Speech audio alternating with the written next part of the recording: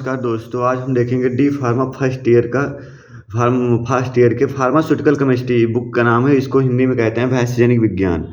इसका chapter number 3 है inorganic pharmaceuticals, अकार्बनिक औषधियाँ। इसमें एक टॉपिक है हमारा हेमेटेनिक्स। इसको एक प्रकार से रक्तवर्धक के नाम से जानते हैं। अब हम देखेंगे हेमेटेनिक्स के एग्जाम्पल देखेंगे, इसके और भी पार्ट देखेंगे क्या क्या होते हैं, हेमेटेनिक्स का उपयोग देखेंगे।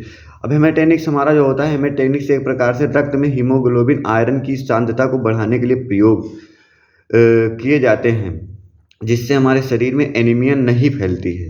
यह हम देखेंगे जो हेमेटेनिक्स होता है वो हमारे शरीर में एनीमिया को रोकने के लिए प्रयोग करते हैं। अब इसका एग्जाम्पल देख लेते हैं। नंबर 1 पे है फेरस सल्फेट, नंबर 2 पे है फेरस फ्यूमरेट, और नंबर 3 पे है फेरस नहीं है सर, ये फेरिक है, मैंने फेरस लिख दिया है, फेरिक है, फेरिक अमोनियम साइट्रेट। नंबर 4 पे फेरस एस कार्बोनेट, नंबर 5 पे है कार्बोलिन आयन ETC। अब हम देखेंगे, अब इसके हमने सबसे पहले देखा था फेरस सल्फेट।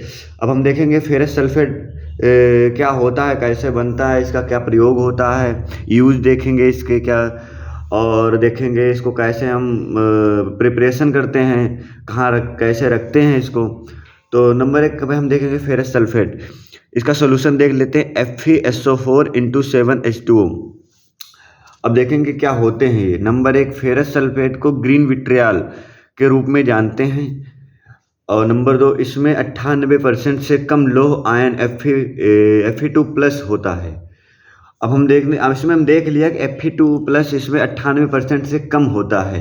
का नंबर 3 देख लेते हैं, 103.3% से अधिक FeSO4 × 7H2O नहीं होता है। अब इसमें हमें एक चीज़ बात ध्यान रखने वाली है, इसमें नहीं होता है FeSO4 × 7H2O। अब इसका हम प्रिपरेशन देख लेते हैं, प्रिपरेशन कैसे बनता है फेरस सल्फेट, बनाने की विधि देख लेते हैं। नंबर 1, इसको लोहे के तन सल्फ्यूरिक अम्ल में मिलाकर बनाया जाता है। अब इसका हम देख लेते हैं सॉल्यूशन क्या होता है, Fe+H2SO4 गिव्स आउट FeSO4+H2O। इसमें हम एक बात रखेंगे, सांद्रता इसमें क्या है, निकल रही है। अब इसको हमें याद रखना है, इसको सॉल्यूशन को याद रखेंगे, ये पेपर में अगर हम लिख देंगे तो हमें पूरा मार्क मिलेगा। अब हम आगे देखते हैं फिजिकल प्रॉपर्टी, जिसकी देख लेते हैं भौतिक गुण। अब इसमें हम देखेंगे रंग, गंध, स्वाद। अब रंग में हल्का नीला एवं हरा होता है, गंध में गंधहीन होता है, स्वाद में ये खारा एवं कसैला होता है। अब अगर हम समझें तो हम जितने भी अगर देखेंगे, फेरस फ्यूमरेट को भी देखेंगे, फेरस एस कार्बोनेट को भी देखेंगे, सब में अगर हम ऐसा रंग थोड़ा सा परिवर्तन कर दें और उसमें स्वाद में परिवर्तन कर दें तो हम लिख सकते हैं। अब इसकी हम स्टोरेज कंडीशंस देख लेते हैं, भंडारण स्थितियाँ। नंबर 1 पे, इसे बच्चों की पहुंच से दूर रखना चाहिए। अब हमारा ये हो गया, बच्चों की पहुंच से दूर रखना चाहिए। अब हम इसमें नंबर 2 में भी लिख सकते हैं, बना के लिख सकते हैं कि इसे एक कंटेनर, साफ सुथरे कंटेनर में रखना चाहिए, इसे ऐसे जगह रखना चाहिए जहाँ पे उसमें अवशोषित ना हो। ऐसे अपने तरफ से बना के 3-4 लिख देंगे तो हमें पूरा मार्क मिल जाएगा। अब इसके हम यूज देख लेते हैं। उपयोग, ये है उपयोग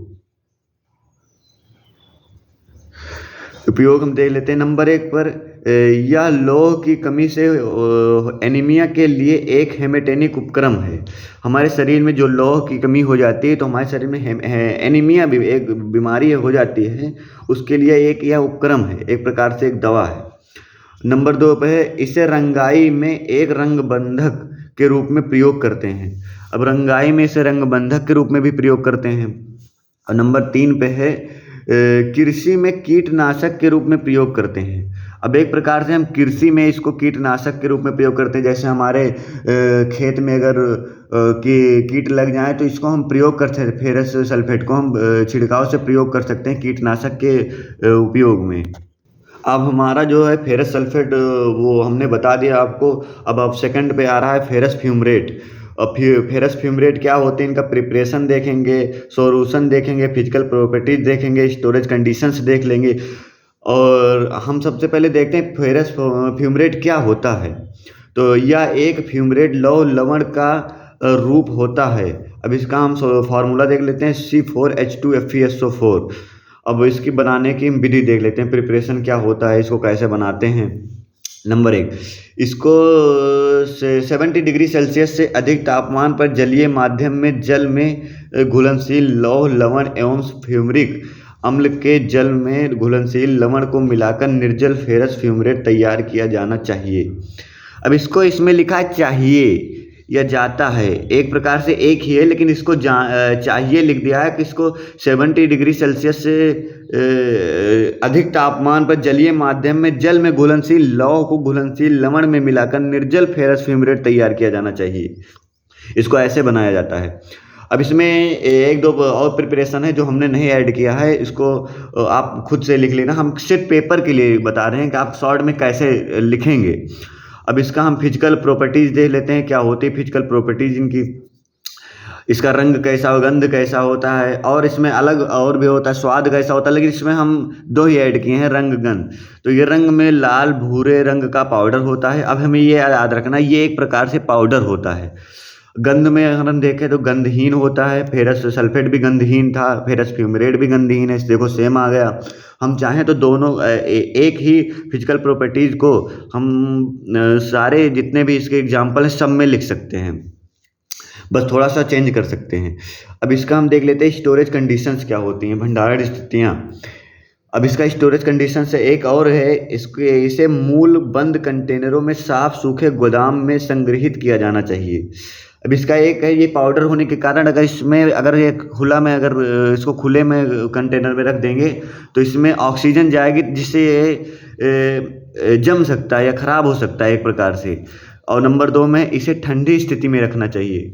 और ठंडी स्थिति का मतलब ये है कि इसका जो डिग्री सेल्सियस है एक न्यूनतम होना चाहिए, जैसे कि जिससे ये ख़राब ना हो, ज़्यादा दिन चले पाउडर होने के कारण। अब हम फेरस फ्यूमरेट का यूज देख लेते हैं, इसका क्या यूज होता है।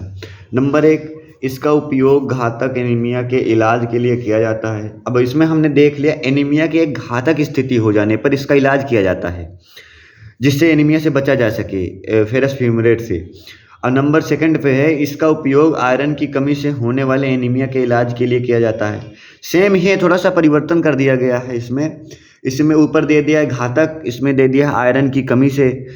और नंबर 3 पे इसका उपयोग तब किया जाता है जब कोई अन्य लौह उपकरण को सहन नहीं कर सकता हमारा शरीर जो है, अगर हमारा शरीर जो है अन्य लौह उपकरण को सहन नहीं कर सकता, तब इसका इलाज किया जाता है। तो ये हमारा रहा जो पार्ट 1। तो आप अगर पार्ट 2 देखना चाहते हैं तो चैनल को सब्सक्राइब करें, लाइक करें एवं शेयर करें। यदि हमारा वीडियो अच्छा लगा हो तो आप कमेंट भी करें। Thank you.